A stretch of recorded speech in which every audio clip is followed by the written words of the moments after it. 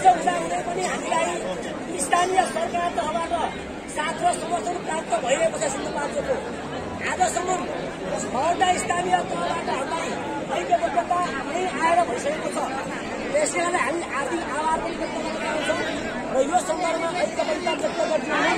हाम्रा नेतृत्वलाई केही समर्थन गरिदिनुको लागि म 14 सदस्य गरी नगरपालिकाका नगर प्रमुख कृष्णप्रसाद सापकोटालाई हार्दिक अनुरोध गर्न चाहन्छु।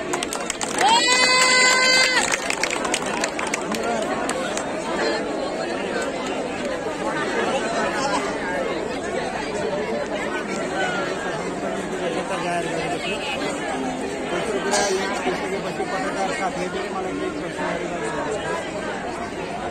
म यहाँ आएर हेर्दै गर्दा राष्ट्रको सङ्ख्यामा शिक्षकहरू धेरै दिनसम्म आन्दोलनमा भिड चाहिँ विशाल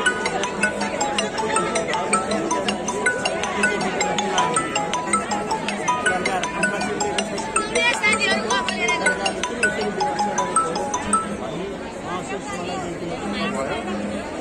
दोस्रो कुरा मागहरू सबै कुरा गर्न सकिन्छ सकिँदैन के होला दोस्रो कुरा। तर पनि सबदस्त लिएर पक्ष कोठामा हुनुपर्ने शिक्षकहरू रातो घरमा सडकमा जसरी आउनु परेको स्थिति छ। विगत सरकारले पनि पटक पटक सम्झौता गरेर कार्यान्वयन नभइरहेको छ। धेरै शिक्षक साथीहरूको सहभागितामा आन्दोलन अगाडि बढेको छ र 16 दिन तपाईँले भनिराख्नु भएको छ। यो धेरै राम्रो भएको छैन। तपाईँहरू सचेत हुनुहुन्छ, सचेत हुनु पनि पर्छ। कुनैमा हामीले देख्यौँ जुन आन्दोलन गरे तोडफोड गर्ने मान्छेले इत्यादि गर्ने भयो।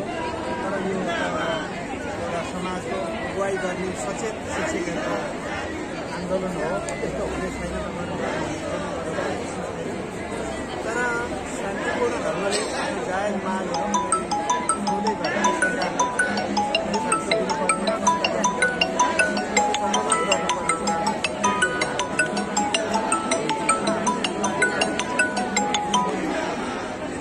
तपाईँहरूलाई धेरै प्रभाव गर्ने ढङ्गले त छैन। तर पनि फेरि तपाईँको आफ्नो अधिकारका लागि म नजिकैबाट हिजो पनि पञ्चायतका विरुद्ध विभिन्न आन्दोलनमा जुन खालको कुरबानी शिक्षकहरूले गरिराखेको छ त्यो धेरै महत्त्वपूर्ण छ, सराहनीय छ।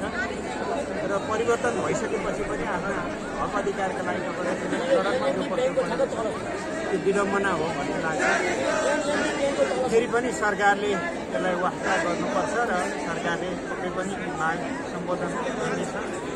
अहिले जे जति सकिन्छ वार्तामा बसेर चाहिँ उनीहरूले त्यति चाहिँ गर्छौँ भन्ने